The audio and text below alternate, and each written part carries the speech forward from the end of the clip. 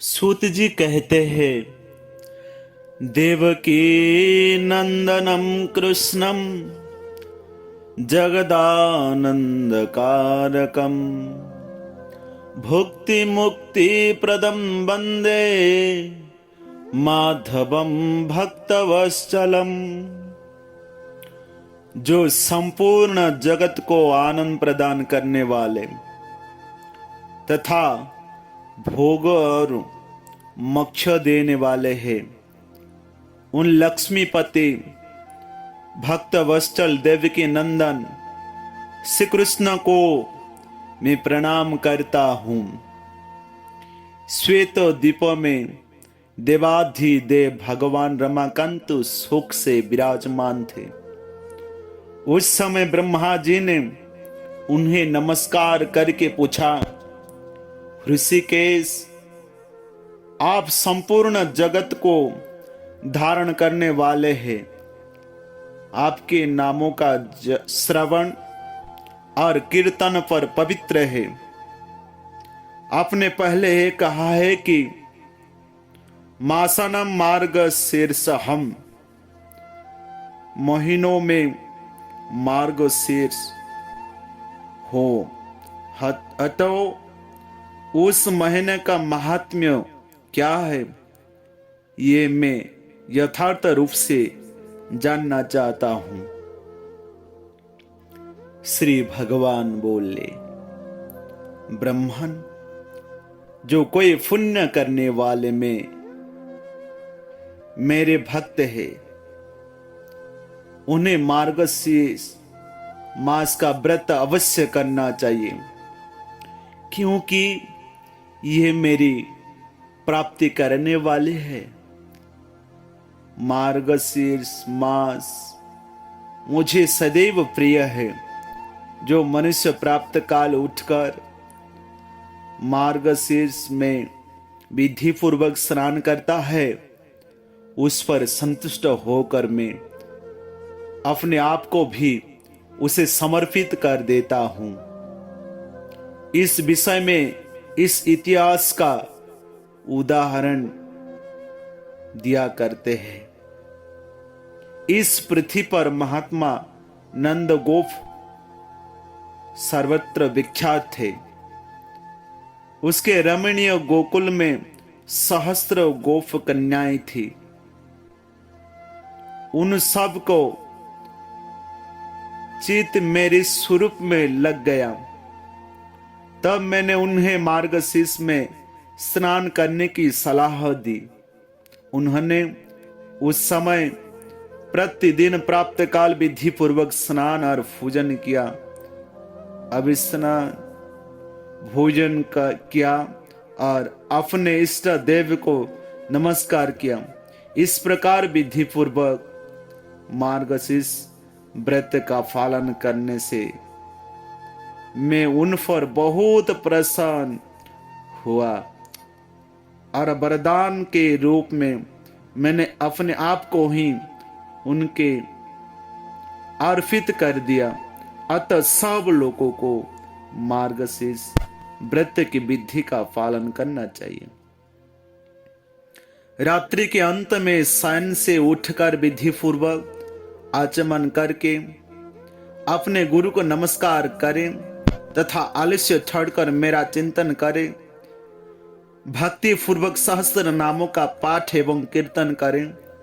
फिर मौन होकर गांव के बाहर जाएं और विधि पूर्वक मलमूत्र का त्याग करके हाथ मुंह धोवे। यथाचित रीति से कुल्हा करें तथा शुद्ध होकर दंत धावन पूर्वक स्नान करें। स्नान की विधि इस प्रकार है। तुलसी के जड़ की मिट्टी को उसके पत्र के साथ लेकर मलमूत्र ओम नमो नारायणाय अथवा गायत्री मंत्र के द्वारा अभिमंत्रित करें। मंत्र से ही उस मूर्तिका को अपने अंग में लगावे और जल में प्रवेश करके अंगमर्शन स्नान करे। विद्वान पुरुष उक्त अष्टाक्षर मंत्र से ही तीर्थ की कल्पना करें। ओम नमो नारायणाय, इस मंत्र को ही मूल मंत्र कहा गया है। स्नान करते समय निम्नलिखित मंत्र से गंगा जी की प्रार्थना करें। विष्णु पाद प्रसूतासि वैष्णवीं विष्णु देवता त्राहिं नस्तु मघादस्मा दाजन्म मरणांतिका। गंगे, तुम भगवान विष्णु के चरण से प्रकट हुई हो, इसलिए वैष्णवी हो। विष्णु ही तुम्हारे देवता है। तुम जन्म से लेकर मृत्यु पर्यंत सभी पापों से मेरी रक्षा करें। इस प्रकार 7 बार जप करके हाथ जोड़कर तीर्थ जल को प्रणाम करें और 3, 4, 5 या 7 बार जल में गोता लगावे। तत्पश्चात पूर्ववत मिट्टी को भी अभिमंत्रित करके उसका शरीर में लेप करें तथा नहावे। मूर्तिका को अभिमंत्रित करने का मंत्र इस प्रकार है। अश्वक्रांते रथ कांते विष्णु कांते वसुंधरे मूर्ति के हर में पापम जन्मया दुष्कृतम कृतम उद्धतासि वराहेण कृष्णेन शतबाहुना नमस्ते सर्वभूतानां प्रभो वारुणे सुब्रते वसुंधरे। तुम्हारे ऊपर अश्व और रथ चलते हैं। भगवान विष्णु ने तुम्हें अपने पगों से नाप लिया था। मूर्ति के मैंने जो दुष्कर्म किया है, इस मेरे सारे पाप को तुम हर लो। उत्तम व्रत का पालन करने वाली देवी, जैसे अरण्य से अग्नि प्रकट होती है, उसी प्रकार तुम समस्त प्राणियों की उत्पत्ति का अधिष्ठान हो। तुम्हें शोकड़ भुजाओं वाले बराह अवतारधारी भगवान विष्णु ने 91 के जल से ऊपर निकला है। तुम्हें नमस्कार है। इस प्रकार स्नान करके विधि पूर्वक आचमन करें और जलाशय के किनारे आकर 2 शुद्ध वस्त्र धारण करें। तत्पश्चात पुनः आचमन करके देवताओं, पितरों तथा ऋषियों का तर्पण करके बाद खोले हुए वस्त्र को निचोड़े। तदंतर पुनः आचमन करके धोत वस्त्र से अपने को आच्छादित कर तीर्थ की विमल मृत्तिका हाथ में ले और उक्त मंत्र से ही अभिमंत्रित करके उसके द्वारा वैष्णव पुरुष ललाट आदि अंग में ऊर्ध्व पुण्य धारण करे। ललाट में तिलक लगाते समय केशवाय नमो कहकर भगवान केशव का चिंतन करें। इसी प्रकार उदर में नारायण, वक्षस्थल में माधव, कंठकूप में गोविंद, दाहिनी कुक्षी में विष्णु, दाहिनी भुजाओं में मधुसूदन, कानों में, मूल भागों में त्रिविक्रम, बामों पार्श्व में वामन, बाएं भुजा में श्रीधर, पेट में पद्मनाभ, गर्दन के पीछे दामोदर, और मस्तक में भगवान वासुदेव का न्यास एवं चिंतन करें। इस प्रकार भगवान विष्णु के सालक्ष्यों की सिद्धि के लिए नित्य ऊर्ध्वपुंड धारण करना चाहिए। जो द्वारका की मूर्तिका को हाथ में लेकर उससे प्रतिदिन अपने ललाट में ऊर्ध्वपुंड करता है, उसके द्वारा किए जाने वाले सत्कर्म का फल कोटि गुना हो जाता है। ललाट में गोपी चंदन का तिलक करने से मनुष्य अपने कर्म का अक्षय फल पाता है। जो ब्राह्मण गोपी चंदन का सुंदर ऊर्ध्वपुंड प्रतिदिन अपने ललाट में धारण करता है, वो मेरे धाम में स्थित होता है और मैं लक्ष्मी जी के साथ उस घर में सदैव निवास करता हूं। मृत्यु काल में जिसकी भुजा में, ललाट में, हृदय में और मस्तकों में गोपी चंदन लगा होता है, वो मुझ लक्ष्मीपति के लोक में जाता है। जिसके ललाट में गोपी चंदन विद्यमान है, उसको मेरे प्रभाव से ग्रह, राक्षस, यक्ष, पिशाच, नागर, भूत आदि पीड़ा नहीं देते हैं। चतुरारण मेरा प्रिय करने के लिए तथा अपने कल्याण और रक्षा के लिए मेरा भक्त प्रतिदिन स्वयंकाल और प्राप्त काल मेरी पूजा और होम में एकाग्रचित हो ऊर्ध्वपुंड धारण करे। ऊर्ध्वपुंड संसार बंधन का नाश करता है। जो तुलसी कांठ की माला मुझ भक्ति पूर्वक निवेदन करके फिर प्रसाद रूप में उसको स्वयं धारण करता है, उसके पापों का नाश हो जाता है और उसके ऊपर मैं सदैव प्रसन्न रहता हूं। जिसके घर में तुलसी का कांठ अथवा तुलसी का हरा या सूखा पत्ता रहता है, उसके घर में कलिजुग का पाप नहीं फैलता। इसलिए तुलसी की माला को प्रयत्न पूर्वक धारण करना चाहिए। पद्माक्ष और आंवले की माला भी भक्ति पूर्वक मुझे निवेदन करके धारण की जाए तो वो उत्तम पुण्य देने वाली होती है। रत्नमय सिंहासन की भावना करके उसके ऊपर अष्टदल कमल का चिंतन करें। उसके प्रयत्न दल में ओम नमो नारायणाय इस अष्टाक्षर मंत्र एक एक अक्षर है। उस कमल पर बैठे हुए कोटि कोटि चंद्रमा के समान कांतिमान मुझ चतुर्भुज विष्णु का ध्यान करे। उस समय मेरे हाथों में महान पद, शंख, चक्र और गदा सुशोभित है। नेत्र विकसित कमल दल के समान विशाल है। विग्रह समस्त शुभ लक्षण से लक्षित है।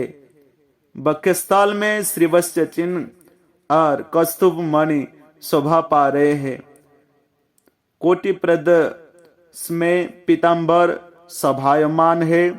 मेरा स्वरूप दिव्य अलंकार से अलंकृत, दिव्य चंदन से चर्चित, दिव्य पुष्पों से सुशोभित तथा तुलसी के कमल दल और वनमाला से विभूषित है। मेरी अंग कांति करोड़ प्रभाव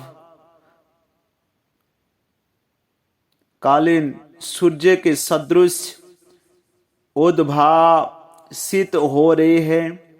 मेरे साथ समस्त शुभ लक्षणों से संपन्न दिव्य रूपा महालक्ष्मी जी भी विराजमान है। इस प्रकार मेरा ध्यान करते हुए एकाग्रचित हो मेरे मंत्र का यथाशक्ति 1000 या 100 बार जप करे। पहले मानसिक पूजन करके फिर पूजन सामग्रियों द्वारा विधि पूर्वक बाह्य पूजा करे। मेरा स्मरण करके पूजन के प्रारंभ मंगल पाठ करे। उसके बाद मेरे परम प्रिय पांचजन्य शंख की पूजा करे। शंख के पूजन में निमंत्रित निम्नलिखित मंत्र का उच्चारण करते हुए प्रार्थना करें। तुम पुरा सागरोत्पन्नं विष्णुना विधृतो करे निर्मितो सर्वदेवेषु पांचजन्य नमोस्तुते तवो नादेनो जीमोत्ता वित्र सन्ते सुरासुरा शशांकायुति दीप्ता भो पांचजन्य नमोस्तुते। पांचजन्य शंख तुम पूर्व काल में समुद्र से उत्पन्न हुए और भगवान श्री विष्णु ने तुम्हें अपने हाथों में धारण किया तथा संपूर्ण देवताओं ने मिलकर तुम्हें सवारा है। तुम्हें नमस्कार है। तुम्हारी गंभीर ध्वनि से मेघ डर जाता है। देवता और असुर ध्वजा उठते हैं। तुम्हारे उज्जवल आभा 10,000 चंद्रमाओं से भी अधिक उदीप्त है। पांचजन्यम तुम्हें नमस्कार है। तत्पश्चात सुगंधित तेल से मेरे विग्रह में अभ्यंग आमर्दन करें। फिर कस्तूरी के चंदन से उबटन आदि लगावे। उत्तम गंध से बासी शोभ जल से मंत्रोच्चारण पूर्वक नहलाकर पाद्य अर्घ्य और आचमन्य अर्पण करे। उसके बाद अन्य सब उपचार को भी क्रमशः चढ़ावे। पीठ को दिव्य वस्त्र और आभूषण से अलंकृत करके पुष्प से उसकी पूजा करे। उसके ऊपर मेरे विग्रह को पधरा कर श्रद्धा पूर्वक मेरे लिए वस्त्र अलंकार और गंध आदि निवेदन करे।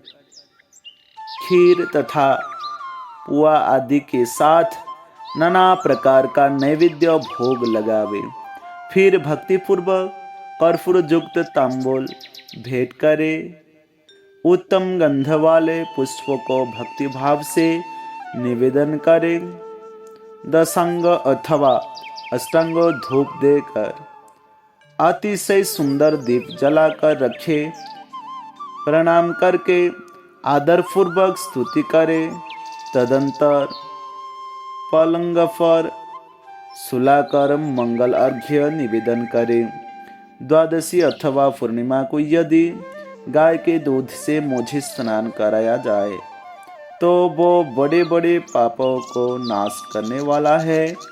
जो मनुष्य मार्गशीर्ष मास में मुझको मधु और शर्करा से स्नान कराता है वह स्वर्ग से इस लोकों में लौटने पर राजा होता है। जो अगहन में मुझे दूध से नहलाता है वो स्वर्गलोक में चंद्रमा इंद्र रुद्र और मरुदगण पर विजय पाता है। जो उपासक मार्गशीर्ष के महीना में शंख में तीर्थ का जल लेकर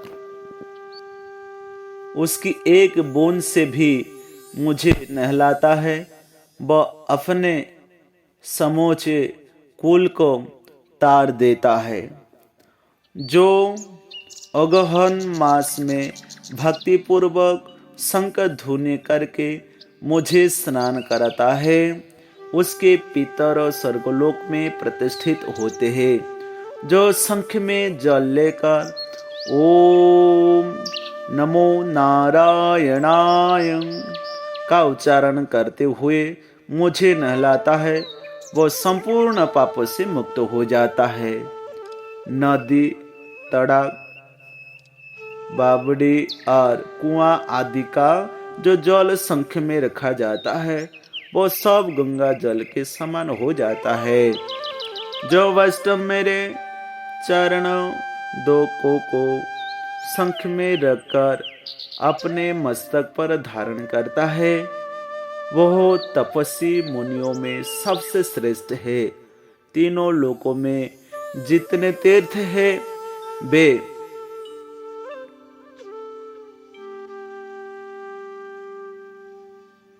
सब मेरी आज्ञा से शंख में निवास करते हैं, इसलिए शंख श्रेष्ठ माना गया है। जो शंख में फूल, जल और अक्षत रखकर मुझे अर्घ्य देता है, उस अनंत पुण्य की प्राप्ति होती है। जो वैष्णव मेरे मस्तक पर शंख का जल घुमाकर उससे अपने घर को सींचता है, उसके घर में कोई अशुभ नहीं होता है।